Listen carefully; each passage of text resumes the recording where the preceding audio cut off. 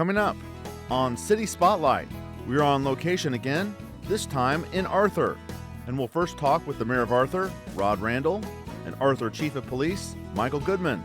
We'll remember Bob Doan, a leader in the community and his contributions to Arthur. Then we'll get an overview of the Arthur Police Department. And the newest addition to the police department, Kubo. Then we'll talk Arthur Schools with Arthur Grade School Principal Sage Hale and Assistant Principal at Arthur Grade School, Amanda Romine, on how technology is being used at Arthur Grade School, plus how the community helps out Arthur Schools. We're on location for this latest episode on Arthur, here on City Spotlight.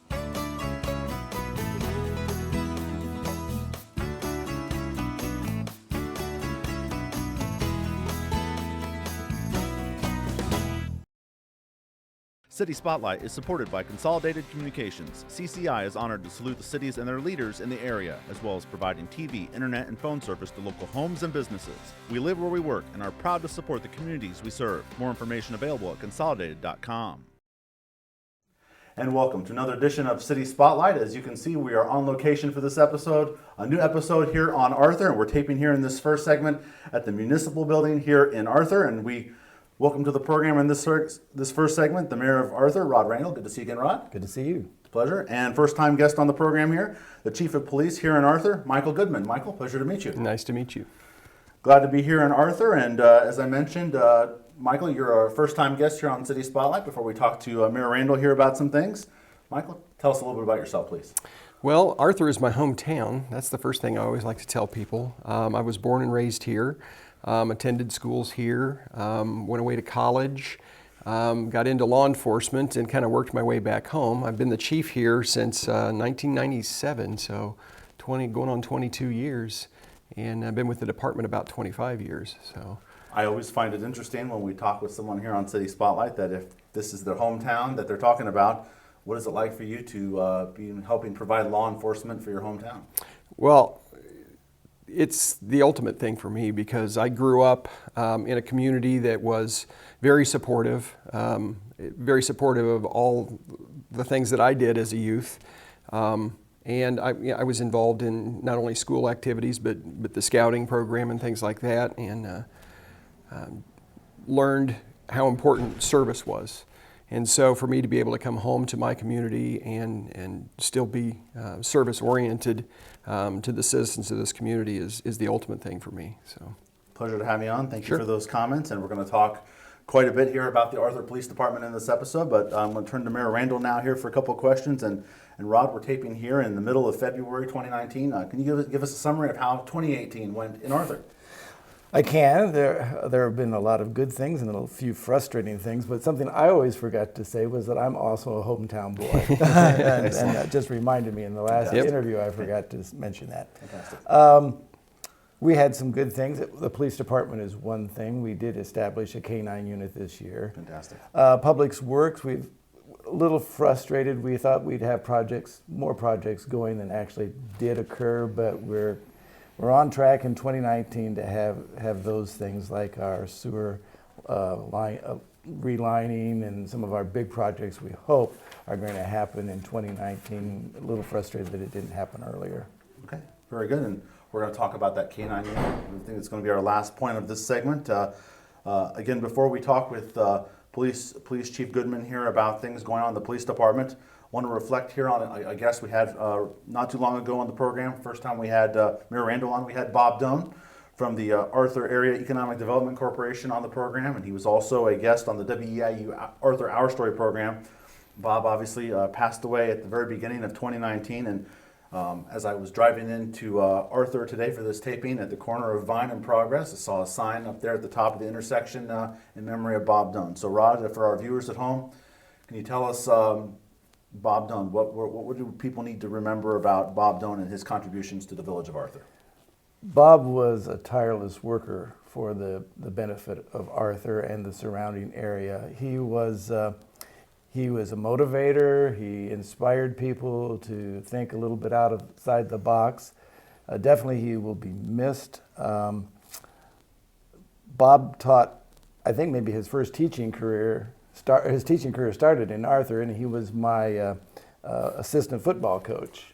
And then he went on to do a lot of things in school administration and things like that. But here in Arthur, he was just a shaker and a mover. I mean, he really did a lot of things behind the scenes that no one even realized was going on, and he was really helping the economy of the entire area, and we'll have a tough spot to fill. I'm sure he'll be missed, not just here in Arthur, but the other communities in Central Illinois that he touched and was a part of, and we thank him for the couple of times he's been on WEIU. Changing gears, it's kind of a tough transition. We're going to talk quite a bit here about the police department here in Arthur, and just get a basic overview, Michael. The police department is located here in the municipal building, and tell us about your staff on your Arthur Police Department. Yeah, we're located here in the municipal building on 120 East Progress Street here in Arthur. We moved here when the community building opened from a police station that was a little bit south of here on Vine Street, which is a barber shop now. We have myself as a chief. I have a sergeant and 2 other officers right now. We're down a couple of officers, but we just actually hired a couple of young officers that we're hoping to get started here shortly. So we average between 5 and 6 full-time officers in the police department over the last 15 years or so. We have some part-time, we have 1 part-time officer now, which we're hoping to increase that as well. And we provide police coverage and service to the community 24/7, 365. So we're doing that with just a few people, and it seems to work. Prior to our taping here, Mayor Randall talked about maybe a point that we could talk about. Maybe I guess a challenge might be the correct word, of smaller communities being able to retain officers. Yeah. Can you tell us about that challenge? Yeah, and it's been a struggle for us kind of historically here. I think at one time, when the police department, before I became the chief here, it was maybe 4 full-time officers. And but as time has gone on, what we've seen is that larger towns around us, the Mattoons, the Charlestons, the Decatur's, the Champagnes, obviously they have a wider tax base and some of those kinds of things. And so getting good young officers hired here is not always the problem, because the Illinois Training and Standards Board obviously requires an academy. And in order to get officers through the academy, we get them back here then to a small agency. The trick is holding on to them then, because there's always those larger entities out there that can offer more in the way of pay and benefits and probably excitement for young officers. And so the struggle for us has been not necessarily getting officers, but it's retaining them once they're here. Right. And but I think that's pretty much the standard across the board for most small municipal agencies is, there's good people out there. Once we get them hired and get them certified, then that's the ticket they kind of need to move on. Right. And so how do we retain those people here for a more extended period of time? The board sometimes feels like we're a training ground. Sure. at times, but it is good for these young officers because Yes. they get to do everything. The chief has mentioned before, when they come here to this smaller police department, they get to do. Yeah.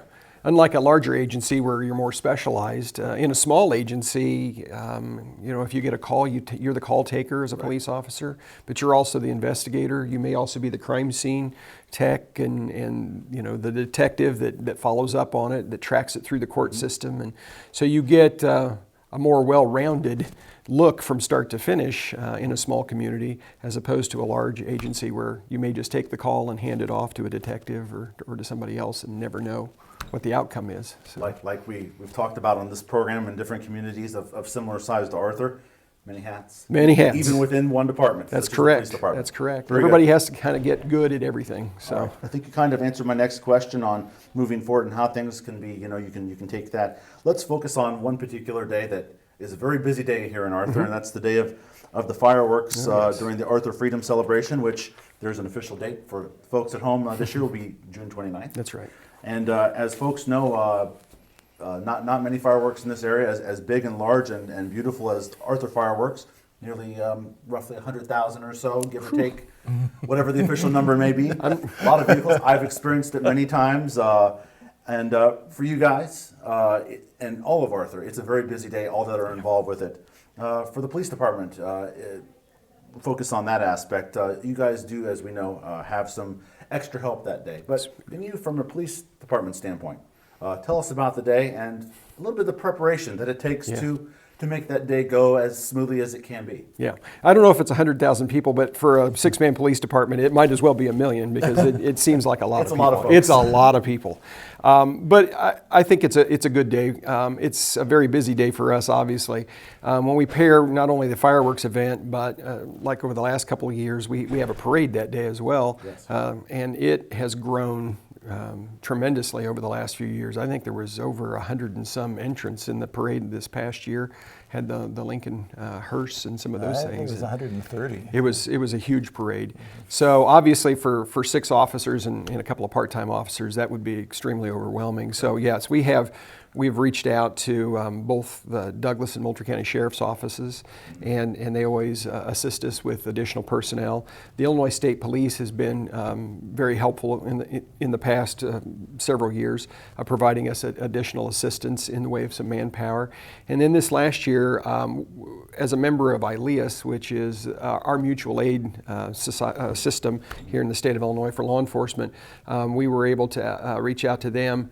And we got an additional, I think, maybe 10 officers through ILEAS from their mobile field force. And so that really helps us. The biggest thing for us is with that many people, it's traffic.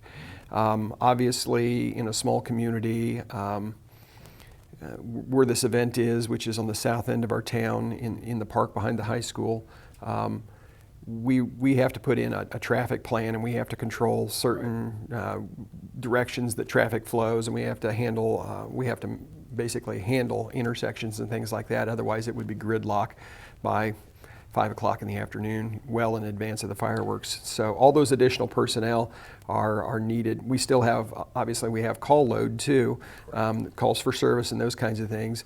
So the additional personnel, without them, it would not be possible for us to provide. Everybody of help is needed. That's right. And the host organization, the Arthur Rotary Club, does bring in some security of their own to help. Correct. So On the that's grounds, a good thing. yes. On the grounds, right. Having experienced the fireworks myself as a member of the media to videotape it, or with my family, I've seen it from both sides as far as the parking, up close or far away. So kudos to you gentlemen for making it all happen and go so smoothly, and it's obviously not getting any smaller. We go into a planning cycle that's 6-8 months in advance of the event. So there's plenty of planning to go in to help make it as smooth as possible. All right, so June 29th, mark your calendars. The next fireworks Freedom Day celebration here in Arthur, and the police and everybody involved with that will be hard at work as well. Mm-hmm. Our final topic we're going to talk about today with these two gentlemen is the new K-9 unit here, and we'll have a little video of that hopefully. Police Chief Goodman, tell us about the K-9 unit here in Arthur. Well, we were able to get, we have had a K-9 unit in the past, but it's been several years since we were able to provide this kind of a service through our department to the community. And we were fortunate enough to get one started this past June. The initial officer that started with us has moved on, and we've selected another officer from the department, Officer Sean Meredith, who's been with us a little over a year. And he has bonded well with our dog Kubo.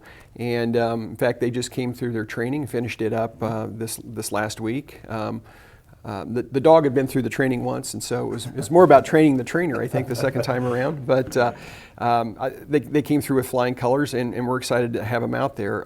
He is certified, or will be certified through the state for narcotics detection, as well as tracking and article searching. And so we're really excited to have the dog. He's a high-spirited dog. He works hard. He wants to work. But the community really reached out. When we went to a lot of organizations and talked with a lot of people, and having a K-9 unit here was very well supported by the community. A lot of the funding and things like that came from community organizations and area organizations to help us get started. And we're really excited and proud to be able to bring a unit like this to help make our community a safer place. And many individuals Yes. also helped with it throughout the area. It wasn't just in Arthur. We got a lot of support in the surrounding community, and it took literally less than a month to raise the $20,000 that the board had challenged the police department to raise for us to start this K-9 unit. So it was a win-win for everyone. It's been a very big community effort. Very positive. Congratulations. Is that Kubo with a K? KUBO, Kubo. All right, very good. Welcome, Kubo, to the Arthur Police Department, K9 unit here in Arthur, and look forward to, hopefully he does a good job for what you guys need him to do, and I think he had a will. little video to show of what he looks like to the folks at home. That's all I have today in this first segment here on City Spotlight. We'd like to thank the Mayor of Arthur, Rob Randall, and the Chief of Police, Michael Goodman. Gentlemen, it's been a pleasure having you on City Spotlight. Thank you for very having much. us. Pleasure. And we'll change locations here on our next segment here on City Spotlight. We'll head out to Arthur Grade School. But first, let's take a look at some of the upcoming activities going on in Arthur.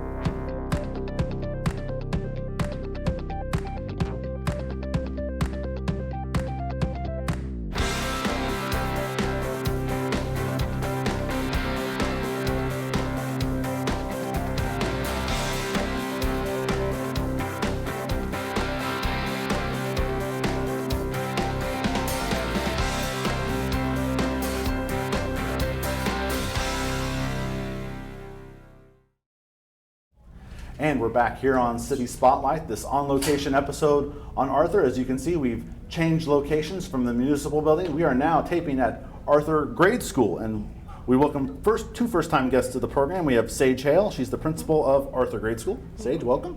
Thank you. And we have Amanda Romine. She's the assistant principal here at Arthur Grade School, and she's also the technology coordinator. Welcome, Amanda. Thank you. Pleasure to have you both on. We've taken a handful of City Spotlight episodes here on Arthur involving Arthur schools, the high school, Atwood Hammond Grade School, and pleased to be here at Arthur Grade School, and we're going to talk about what's going on here. But first, you two are both first-time guests of the program. Can you each tell us a little bit about yourselves? We'll start with Sage. Well, this is my 5th year at Arthur Grade School. I was a teacher prior for about 13 years, teaching middle school math, originally from California. Okay, very good. And Amanda, tell us about yourself, please. I live in Atwood and have lived there a little over 20 years with my husband and 3 children. And this is my 12th year in education. My 2nd year here at Arthur Grade School. I was at the high school for 3 years and came from Atwood during the annexation. Okay, so you've been in a bunch of buildings. I have been in a bunch of buildings. Each week I'm in 4 buildings. Okay, you know the rounds. Very good. Let's get a basic overview, Sage, of this building. As we know, with our first interview on Arthur Grade Schools with Superintendent Schwengel, the grade school is also the location of the junior high. So again, remind our audience about how all that works. Okay. Yes, my first year here was the transition of moving our 7th and 8th graders over from the high school. We did that and able to have the high school students from Atwood join the high school.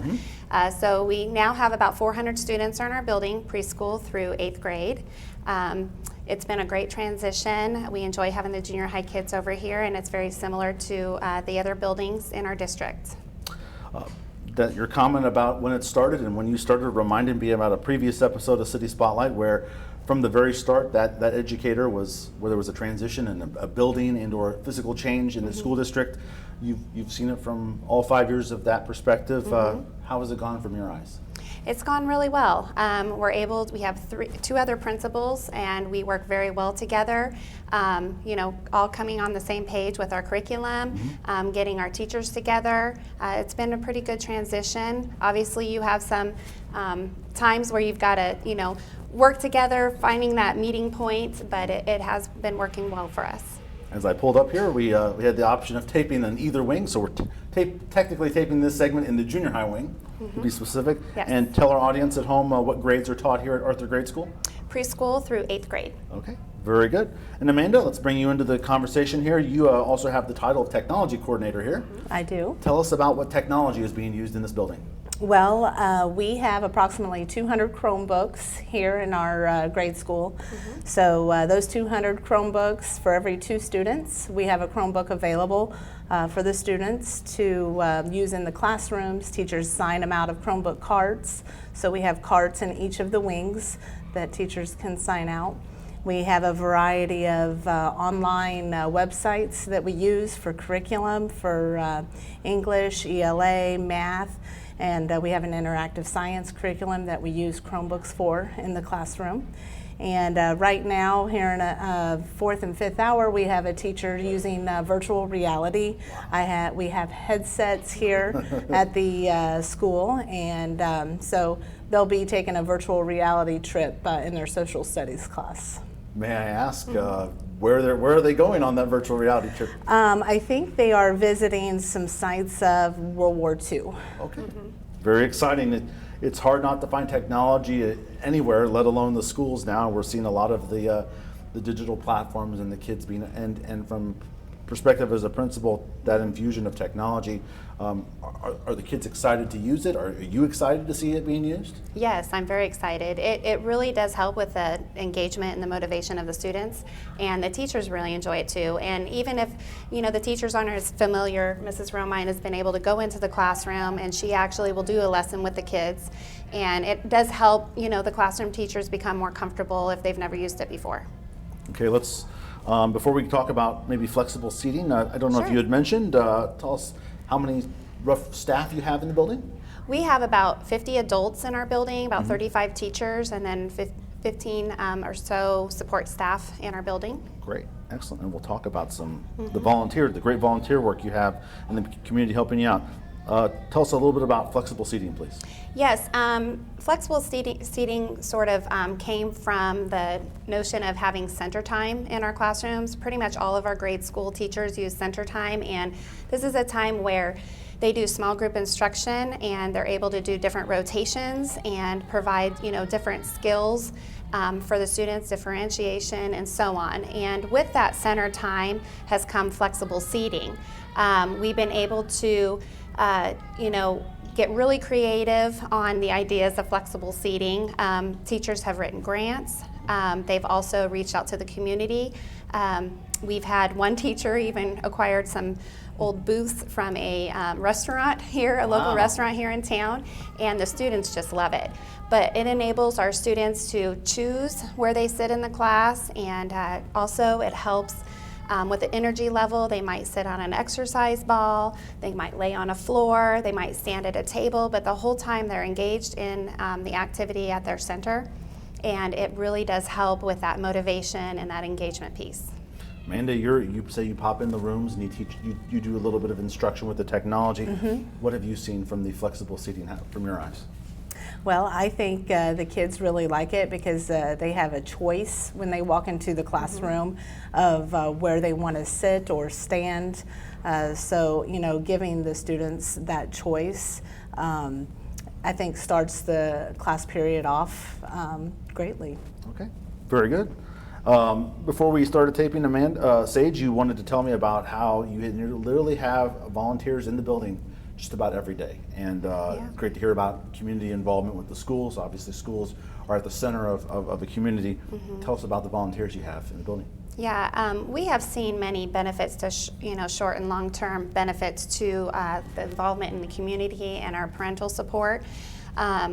I feel like we have a pretty good kindergarten program where we're able to provide a classroom aid, but also we have parent volunteers and grandparents that come in at least twice a day to both our kindergarten classrooms. And during that center time and that instruction, they're able to work with groups. And I mean, this is every day. Then we continue that support. We have parents and grandparents that sign up to work with our 1st through 4th grade. Up through 4th grade is primarily where we see it, and they pull small groups. A lot of them have been here for years. This community is it's so giving, and it's been wonderful to have that parent involvement and that grandparent involvement here at our school. And you also wanted to highlight the backpack program. Sure. Yeah, so last January 2018, we started a backpack program. We are partnered with our local churches and organizations who do all the shopping for us and come in and pack the bags. And we serve about 40 students each week and send food home with them for over the weekends. So the food goes home the last day of the week, typically on Fridays unless we're out on a Friday. Okay, very good. So you have lots of aspects of the community, church involvement, Yes. involved with the program. Uh-huh. It's got to make you guys, just from the heart, smile that you have people coming in to help you guys out. It can't be done alone, and so talk about that amazing support of the community again. Sure, Amanda, I'll can I start. just hear your comments just overall, the Yes. community support? You can't do it without them. You can't do without them. I mean, just man labor, coming in and helping with our classrooms, helping with the backpack program. Financially, they're helping with that support also. So we couldn't do it without the community members, coming in. And we just love the support that we get from all of them. And I would like to thank the Arthur's Women's Group Club. They have been a huge support to our school. We can call them for any need at all. Also, the Lions Club has helped give us glasses for students. Shriners has helped a lot. We have individual people in the community that our secretaries have a good relationship with. Anytime a kid is in need of something, they can call them up. Anytime we've had a fundraiser, our fundraisers have been pretty successful just because they want to support our school. We've had an annual candy fundraiser over the last 3 years, and I can't believe the amount of money it's come in for our playground program. So, it's a very, very supportive community, and they're willing to help in any way. All right, great to hear about the community support. And my final question for you too, and again, appreciate your time here on City Spotlight, and we'll have Amanda go first. You two working both, you said, Amanda, you've been in the district, multiple buildings. Yes. What do you enjoy about working in this community? I think just the love and support from the community and the students that we have in our building, and just seeing the smiles on their faces when you meet them in the hallways. Very good. Pose the same question to you, Sage. 5 years in this building, but what do you enjoy about being a part of the Arthur area? I love it. Like she said, there's just so much love and support here. Our teachers are just amazing, and the things they do for their students is just above and beyond. I feel very blessed to be a part of such a wonderful district and such a wonderful building here at Arthur Grade School. All right, very good. We've been wrapping up this online on-location episode here in Arthur at Arthur Grade School, and we thank the time of Sage Hale. She's the Arthur Grade School principal, and we also have Amanda Romine, the assistant principal and technology coordinator here at Arthur Grade School. Ladies, it's been a pleasure having you on City Spotlight. Sure. Thank you. Thank you so much. And that'll do it for this on-location episode on Arthur. We thank you for watching City Spotlight, and we'll see you next time. City Spotlight is supported by Consolidated Communications. CCI is honored to salute the cities and their leaders in the area, as well as providing TV, internet, and phone service to local homes and businesses. We live where we work and are proud to support the communities we serve. More information available at consolidated.com.